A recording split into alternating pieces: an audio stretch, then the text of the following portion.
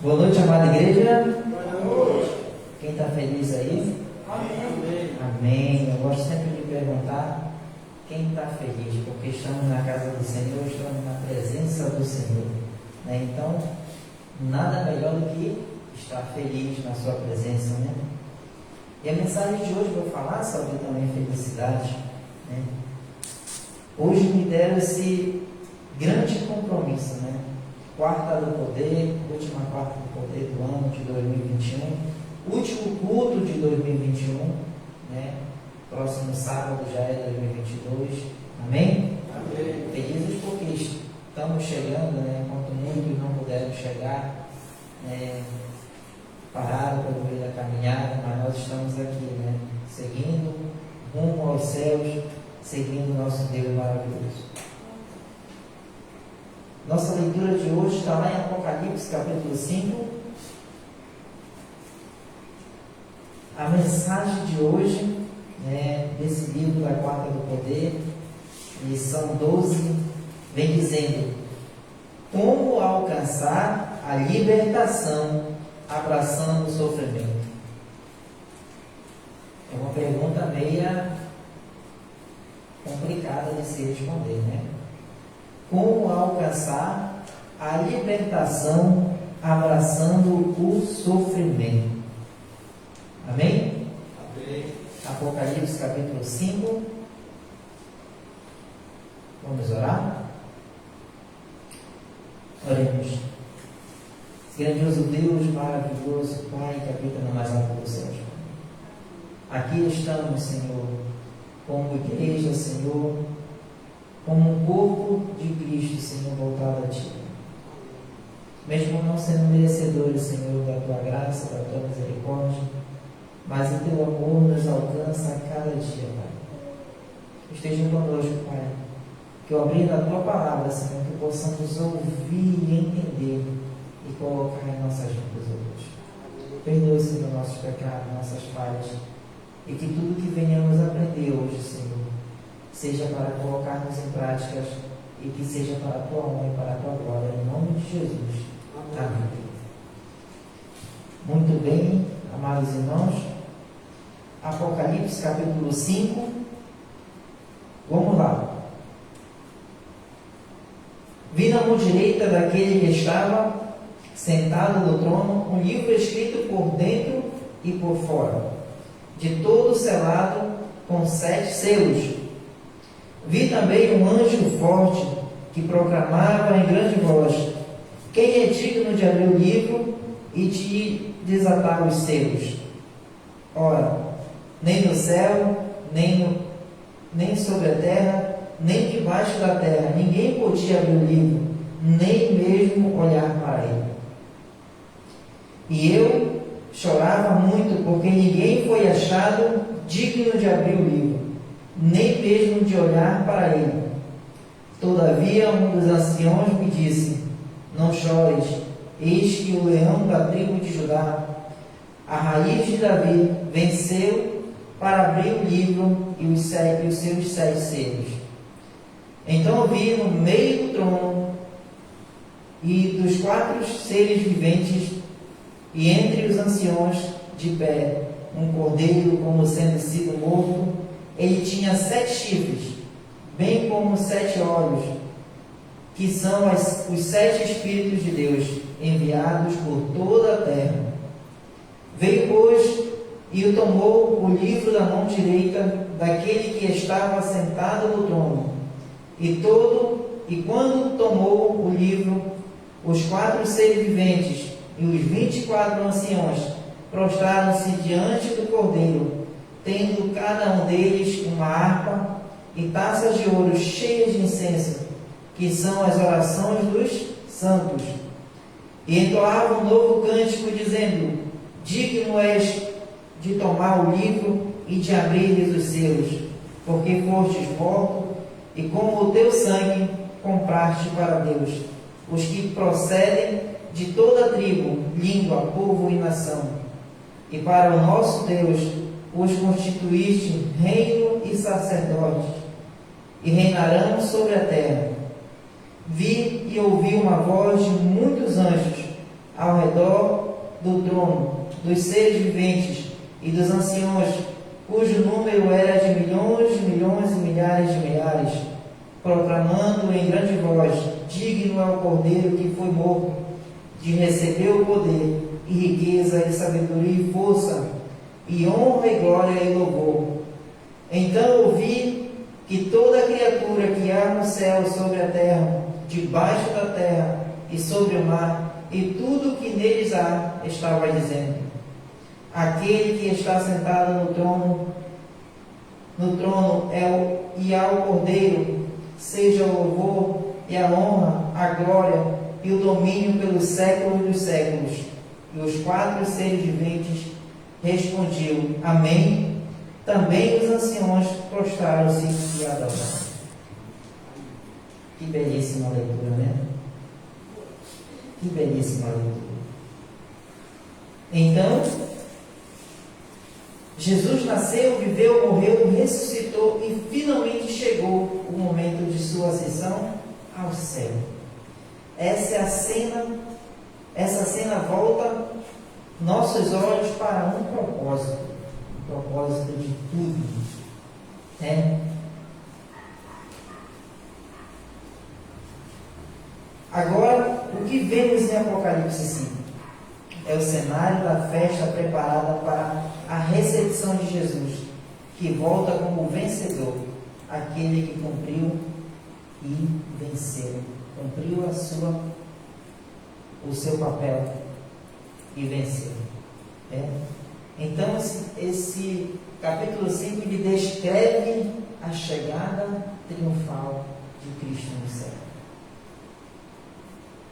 Quando João descreve, eu não lembro aqui o capítulo 5, João, ele descreve que ele chora, porque existiu muitos, mas nenhum era digno de abrir o livro, No centro está o trono de Deus, e no seu lado direito um livro selado com 7 selos. João não estava em uma província romana. Ele interpretou a cena da seguinte forma: viu um trono largo. Aqui está descrevendo da forma que João imaginou, na forma que ele vivia naquele período da sua história. Descreve semelhante a um sofá com 2 ou 3 lugares, porque assim eram os tronos em Roma. O livro selado, claro, em forma de rolo, também tinha um significado. Todos os documentos naquele período eles tinham um selo, um selo que o autentificava que era original.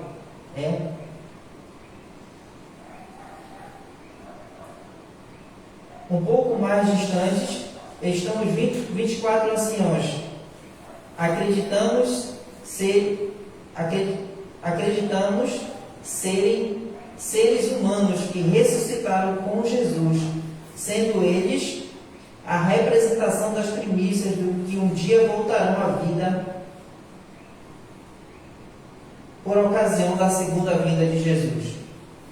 Diante desse cenário, como eu já mencionei, João chora, porque nem o Deus Pai, nem o Espírito Santo, que ele vivencia, que ele olha na sua imagem, poderia abrir o livro. Então João chora. Aqui o livro, a mensagem, ela dá uma característica muito interessante de como acontecia essa forma de rever algo que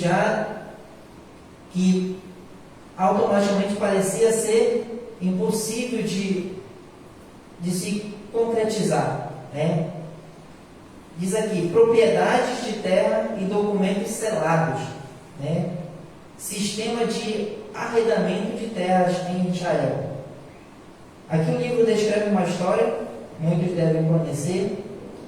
Elimeleque era marido de quem? Esposo de quem? Disse que eu ia fazer essa pegadinha. Digo, alguém vai com. Anderson. Elimeleque. Jorge. Lembra? Mas eu falar da pessoa, da esposa Noemi. Esposa de Noemi. Né? Eram casados e tinham 2 filhos, Malom e Quilion. Né? E muitos de nós sabemos, né, quando Josué sorteou a terra entre as tribos, clãs e famílias, a terra era de propriedade de Deus. O seu povo era apenas usuário dessa terra. Assim, ela não podia ser vendida. Era terra santa. Porém, Elimeleque contrariu muitas dívidas. Né? Mas, como a terra era de Deus, né, as leis israelitas, né, abriam uma certa exceção. Né? Elimeleque contraiu muitas dívidas e ele podia arrendar. Né? De acordo com as leis israelitas, ele poderia arrendar sua terra para pagar as suas dívidas. Né? Por um tempo determinado, de acordo com as leis israelitas, a cada 50 anos havia uma celebração chamada Jubileu. Né? Nessa ocasião, todos aqueles que haviam perdido suas terras tinham reintegradas suas posses. Era um jeito de Deus trazer nivelamento social entre seus filhos. Né? Então ninguém poderia estar acima, ninguém poderia estar abaixo. A cada 50 anos acontecia uma cerimônia do jubileu em que a pessoa, né, vamos supor, eu, Manuel, né, contraí muitas dívidas, eu preciso arrendar a minha terra para pagar minhas dívidas. Né? Eu vou lá com o irmão Jorge e arrendo a minha terra. Vamos supor, o ano de jubileu já aconteceu há 20 anos atrás. Já aconteceu aquela cerimônia, acontecia a cada 50 anos. Tá bom? Então, há 20 anos atrás já aconteceu essa cerimônia. Eu hoje, depois de 20 anos, arrendo a minha terra para o irmão Jorge. Então, se acontece de 50 em 50 anos, daqui com 30 anos, o irmão Jorge teria que me devolver a minha terra, para que todos ficassem de igual forma, porque a terra não era minha, e sim de Deus. Então, as leis israelitas mostravam que poderia acontecer dessa forma. E tinha 2 documentações, né? Uma via era entregue ao usuário da terra, ou seja, o irmão Jorge ficaria com uma parte, e a outra via ficava com um juiz, que enrolava o contrato e selava, dava autoridade daquele fato. Aqui temos um documento semelhante ao que estava ao lado direito do trono de Deus.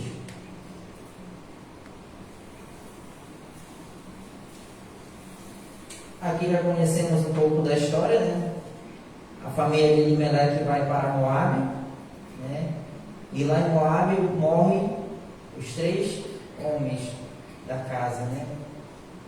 E então Noemi precisa voltar para a sua antiga terra.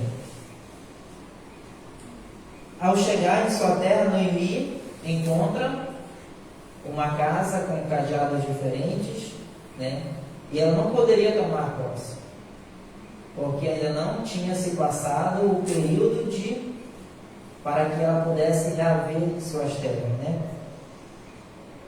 E ao chegar, Noemi aconselhou Ruth a ir buscar alimento para ambas no gesto da colheita de Boaz, né? Lembramos muito bem, era um homem rico, bondoso, parente de Ruth, parente dela, de Noemi, né? Desculpa. Ruth e Boaz se apaixonaram e decidiram se casar. Mas haviam algumas implicações que impediram de acontecer isso, né? Precisaria se cumprir a lei do levirato. Haviam três características. Ele precisaria assumir o lugar do seu esposo, Malom, falecido, assumir os filhos e ainda assumir as dívidas que a família posterior de Noemi, o Elimeleque, tinha. Mas Boaz aceita o desafio, mas ele não era o parente mais próximo. E como já conhecemos a história, ele consegue convencer, não lembro o nome desse parente, mas ele consegue se casar com Ruth.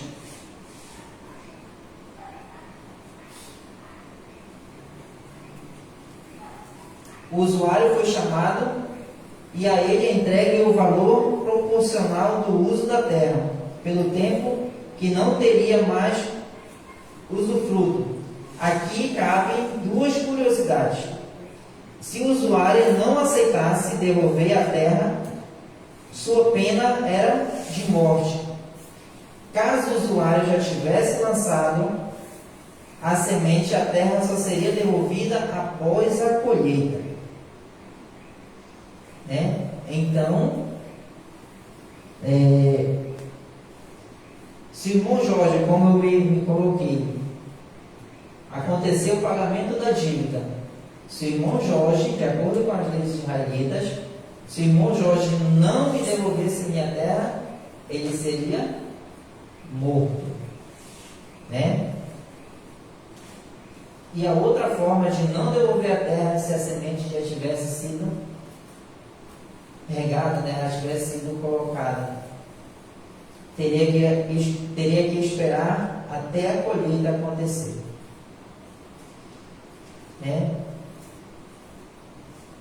A grande pergunta agora é: e se Jesus já pagou pela devolução da terra, e se já compareceu diante de Deus, o juiz supremo, e se já tem o contrato nas mãos, porque ele ainda não abriu o livro completamente para fazer a leitura definitiva do documento, para que nós voltêssemos para casa? Aí uma pergunta, como lemos no capítulo 5 de Apocalipse, em que Jesus é o Cordeiro, a raiz de Davi, aquele e o único que pode abrir o livro. Mas por que isso ainda não aconteceu, amados irmãos? Se ele já pagou o preço.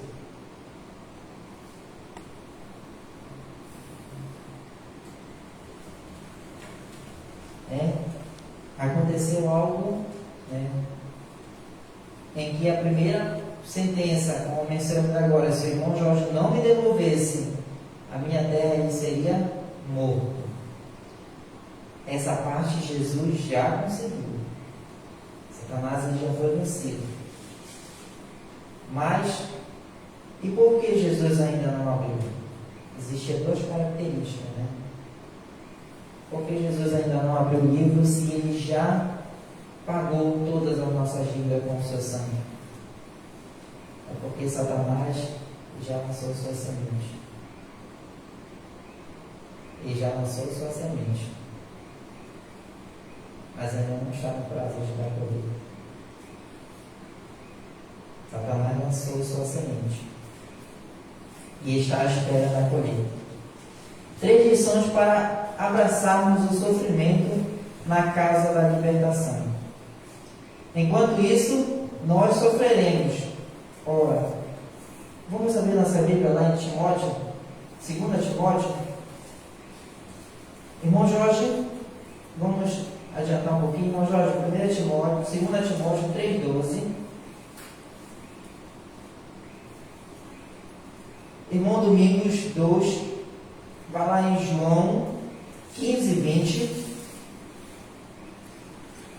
Irmão Raimundo, 1 Pedro 4,12. lições. Tá, gente? 3 lições para abraçarmos o sofrimento na causa da libertação. Já, irmão Jorge? 2 Timóteo 3,12. Ora, todos quantos querem viver piedosamente em Cristo Jesus serão perseguidos. Precisamos abraçar essa causa. Irmão Domingos 2, João 15:20.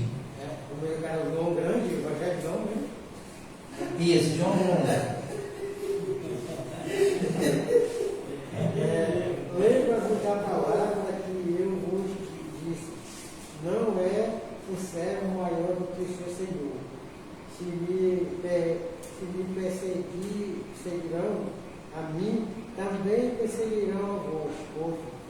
Se guardarão a minha palavra, também guardarão a vossa. Então Jesus nos menciona que ele foi perseguido. Então os que o seguem também serão perseguidos. 1 Pedro 4,12.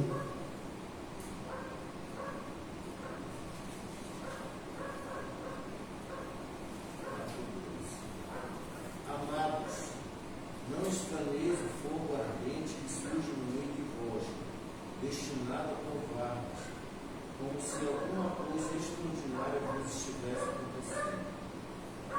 Pelo contrário, alegrai-vos na medida que sois participantes do sofrimento de Cristo, para que também na revelação da sua glória vos alegreis excitando. Amém?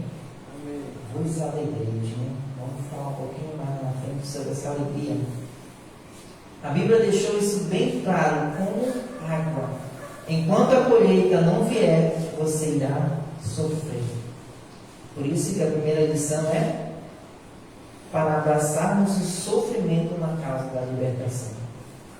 Enquanto a colheita não for feita, nós iremos sofrer. Olhar para a recompensa prometida no futuro. Vamos lá em Hebreus.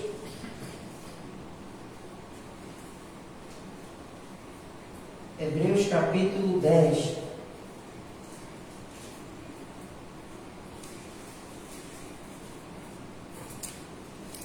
Os versos do 32 ao 35. Irmão Janderson, pode ler esses textos para a gente?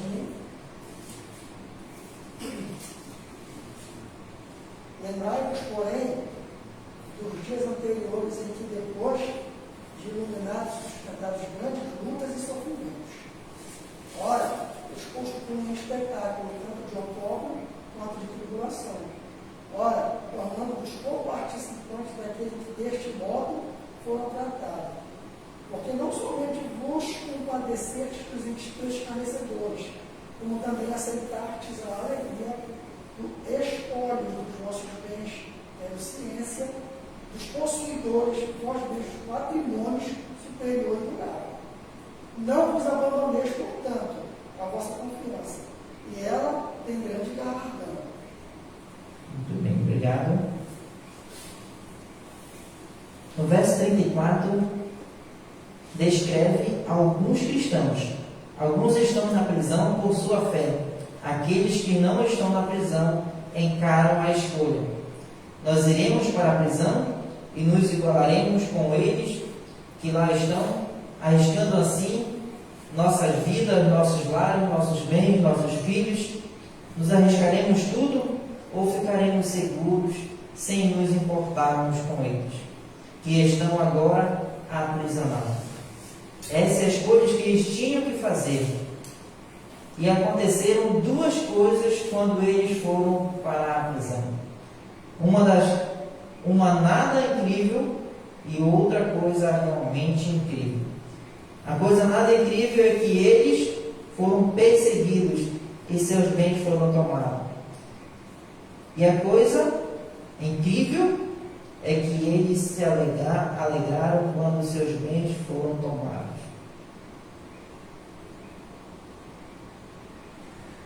Quem de nós ficaria dessa forma? iria ser preso. E ficaria alegre porque os seus bens, seus patrimônios foram lhe tomados. Nós somos seres humanos ainda enraizados no pecado. Eu estava até assistindo, sábado vamos passar, eu e minha esposa está fazendo um programa aí de solidariedade da ADA. Eu vi um vídeo que me chocou muito, lá na parte do sul, sudoeste da Bahia. Está acontecendo essa grande enchente lá, devastando famílias, lares. Então, Senhor, a água dando bem aqui. Foram fazer o resgate dele. A gente não via lágrimas, mas a gente ia olhar para aquele senhor bem idoso já, eu acho que na faixa de 70 para cima. Ele saindo apenas com sua carteira, com seus documentos. E dentro da sua casa não tinha. E o mais interessante, a gente vê aquele sofrimento dele, sentindo que irá perder tudo. Tudo. E ele, com o maior cuidado ainda, querendo fechar a porta da sua casa com a chave. A casa já completamente, a água já quase pegando o teto, mas ele ainda com o cuidado de fechar a sua casa. Nós somos dessa forma. Se nós temos um bem, ainda não conseguimos nos alegrar no Senhor e entregar. Ainda estamos passando por essa transformação. Mas esses primeiros cristãos, eles são mencionados assim, Paulo menciona em sua carta aos Hebreus, que eles perderam tudo, mas perderam com alegria. Eles foram presos com alegria, porque eles tinham certeza no que viria para eles. Teriam uma recompensa no futuro. Isso seria certamente um milagre. Um milagre que você tanto procura a exaltação do infinito valor de Jesus, de forma que Ele continua sendo a nossa alegria, quando tudo ao redor de nossa alma se abala. A pergunta é: como os primeiros cristãos fizeram isso? A resposta é clara como água. Porque não somente vós compadeceste dos encarcerados, como também aceitastes com alegria o espólio dos vossos bens, tendo ciência que possuídes vós mesmos patrimônio superior e durável. O verso 34 e 35. Patrimônio superior e durável. Porque eles acreditavam no porvir, eles acreditavam no futuro, eles acreditavam que Jesus poderia dar muito mais do que eles tinham dado. Amém. Amém? Libertar-se do medo e da autoproteção. Vamos pular agora Hebreus capítulo 11. Capítulo 11, verso 24 e 26. Hebreus. Continua em Hebreus. Capítulo 11.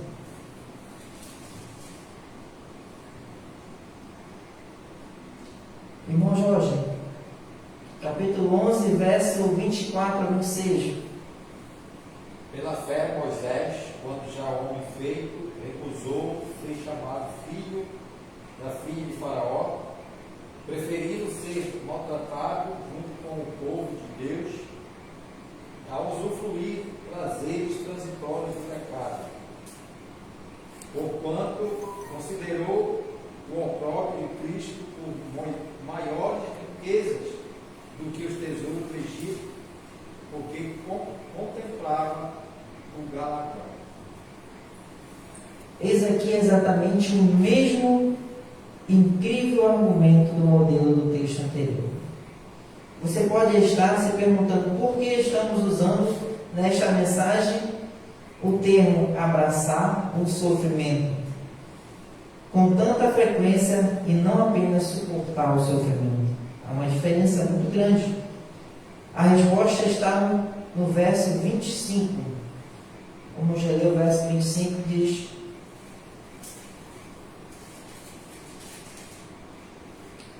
preferindo ser maltratado junto com o povo de Deus a usufruir prazeres transitórios do pecado.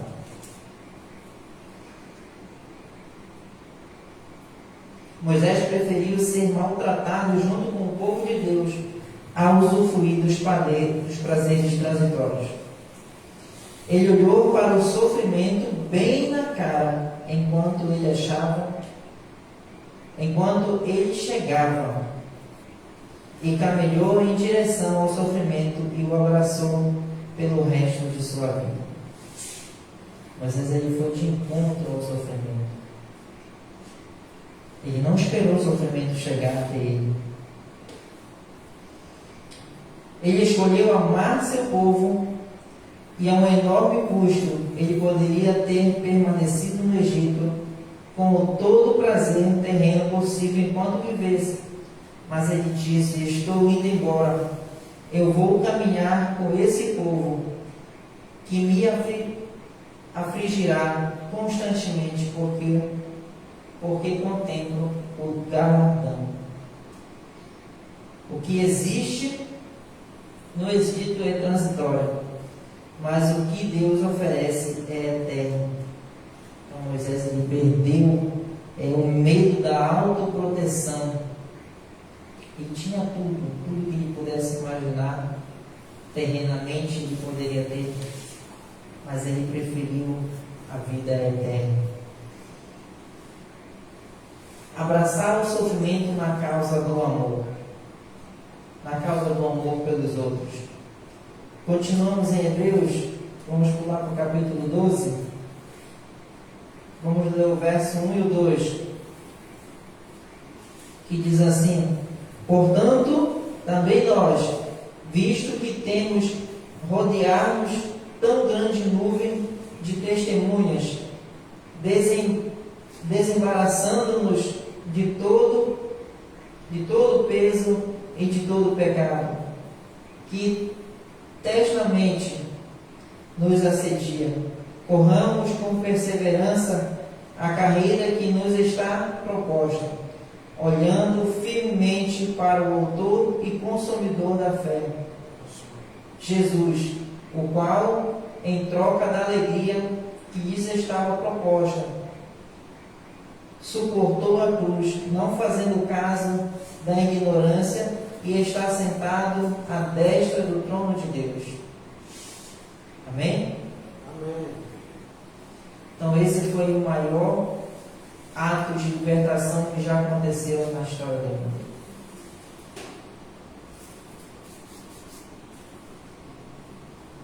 A pergunta aqui é: como o Deus homem possui os meios para abraçar a cruz e suportar a cruz?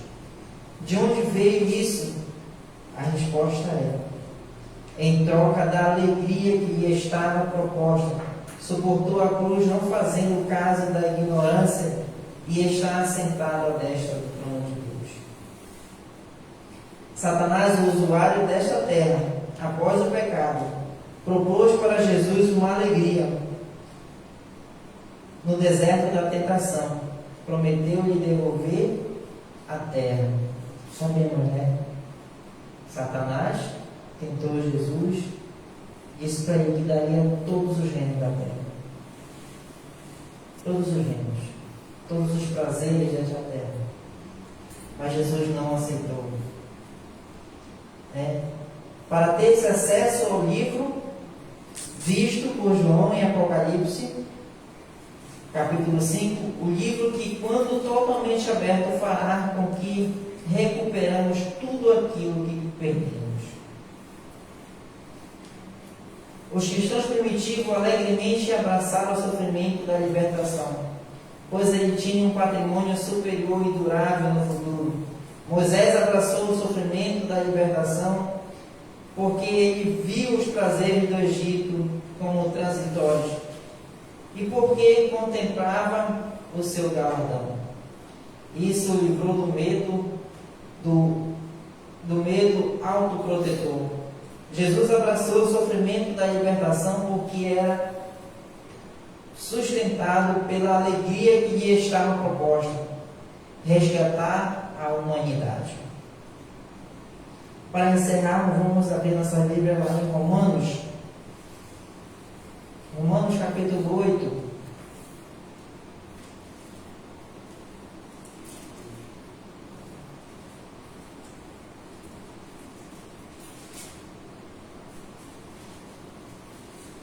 Capítulo 8, verso 31 ao 39.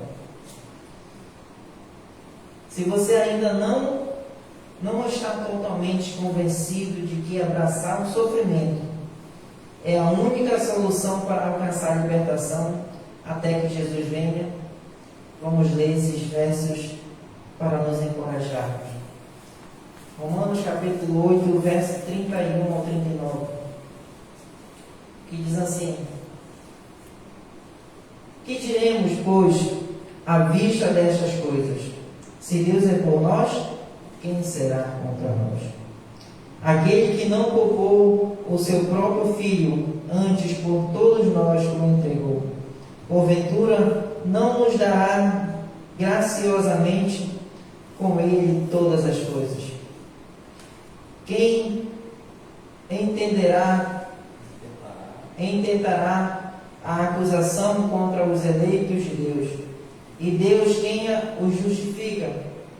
Quem os condenará? É Cristo Jesus que morreu, ou antes, quem ressuscitou, o qual está à direita de Deus e também intercede por nós? Quem nos separará do amor de Cristo? Será a tribulação, ou angústia, ou perseguição, ou fome, ou nudez, ou perigo, ou espada?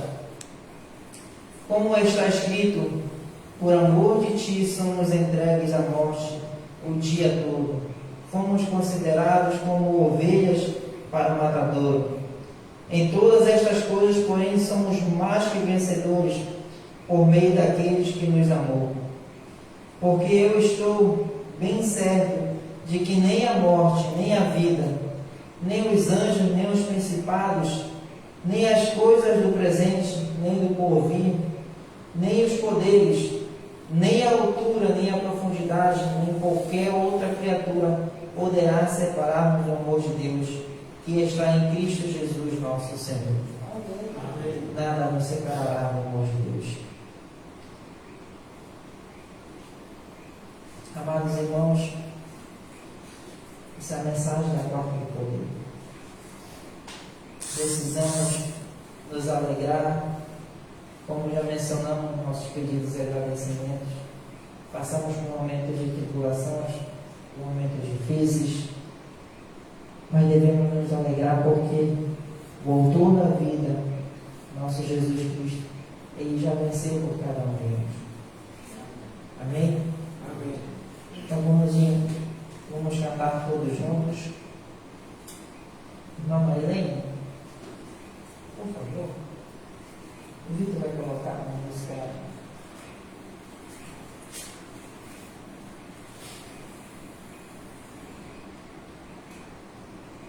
conhecida.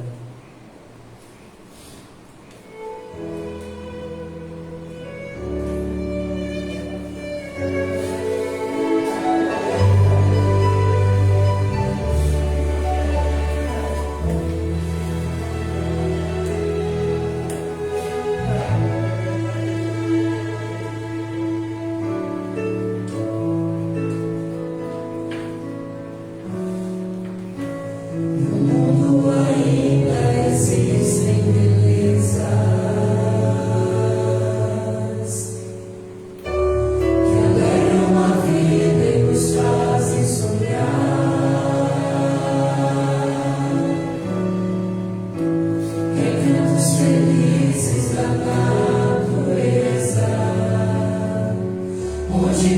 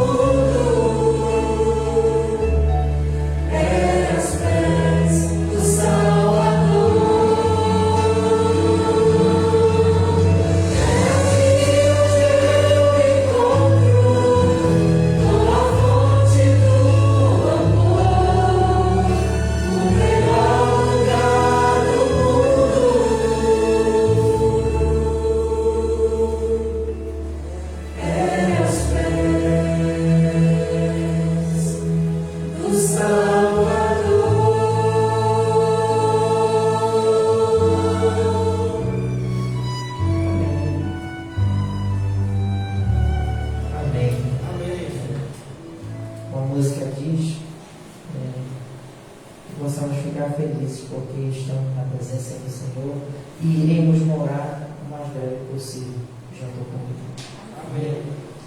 Oremos. Senhor Deus, amantíssimo Pai, muito obrigado, Senhor, porque a Tua presença nos enradeia e nos faz permanecermos felizes na Tua presença.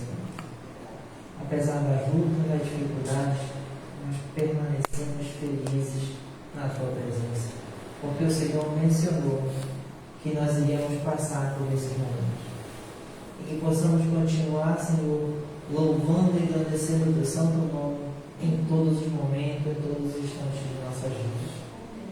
Continue conosco, Pai, perdoe os nossos pecados, abençoe, Senhor, todos os nossos irmãos que se encontram, Senhor, em dificuldades, Senhor, que eles possam também sentir essa mesma alegria, Senhor, de estar na Tua presença. Porque todos nós que estivemos, Senhor, felizes e alegres, herdaremos, Senhor, o reino dos céus, iremos morar para a eternidade junto contigo, Pai. Nos levar para os nossos lares, na Tua santa paz, na Tua proteção. Esse pedido que nós fazemos em nome de Jesus. Amém. Amém.